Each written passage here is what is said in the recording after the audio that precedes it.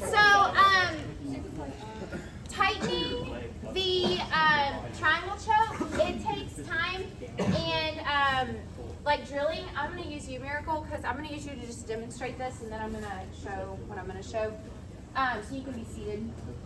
So when I step forward here, and I get that push, and I hook over and get my back step, she turns in. It's super important that you slide that knee in as much as you can, hooking here. So I like to keep this up high. If they start tucking their chin, yeah, I can go ahead and lock up that position. But take a moment here to scoot back, all right? Think of this as a position, okay? If I'm not gonna get my triangle because she's got her chin tucked, I'm going to attack the arm bar, like I said, or the wrist lock. But if their chin is up, just keep sliding it in, sliding. It's like I'm literally dragging her down the mat, and then I can tighten that up. So that's just gonna take drilling. The more you drill it, timing, catching it under the chin, and then it's great that you still submit them with other things.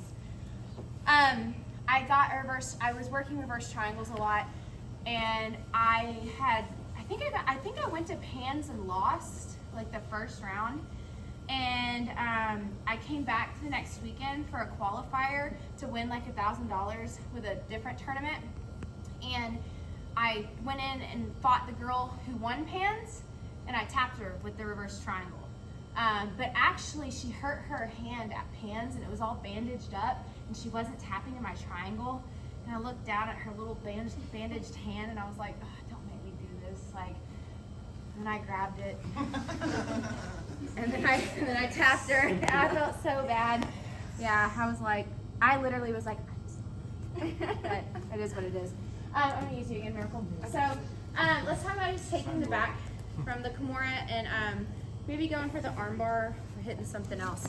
So here, clubbing, stepping, getting that lock, boom, she sits up right here. So I can set my hook on her, all right? So I pull her over, set my other hook if you want, or that's where I can climb my leg up, go over the head, hit your armbar. So you have the armbar option, okay?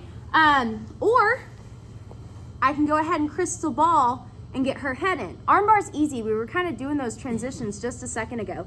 From here, I'm gonna open up her gi. I'm gonna feed in, and already my foot is creeping up. I'm gonna reach down, grab her leg, trap the arm, bow and arrow. From the Kimura. So right here, she goes to turn, slide the knee in. Sometimes you can throw this all the way over and use that lever to help you get the arm bar. You don't even have to take this out.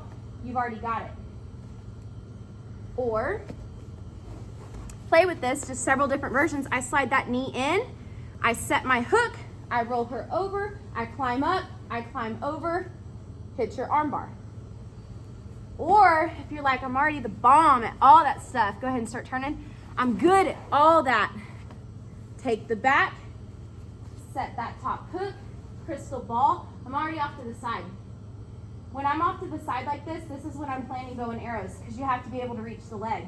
So I open, feed, reach, and start to move my feet around, swallow that arm, pull in. I'm pinching my knees and kind of extending as I extend with my hand. So a couple different armbar entries, sliding that knee in, maybe see if you can get the leg all the way over their head, pushing back with your hamstring, keep the shin in, finish shin and armbar.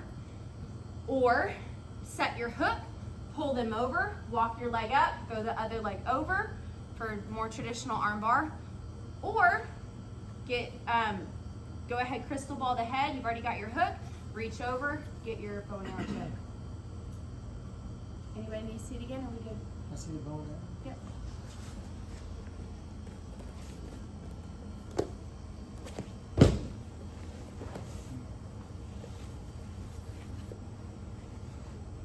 Open, feed.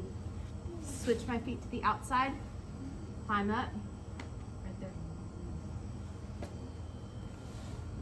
anytime you're losing the back and you're to the side, bow and arrow is typically there, as long as your grip is on the correct side. All right, let's do it. 1, 2.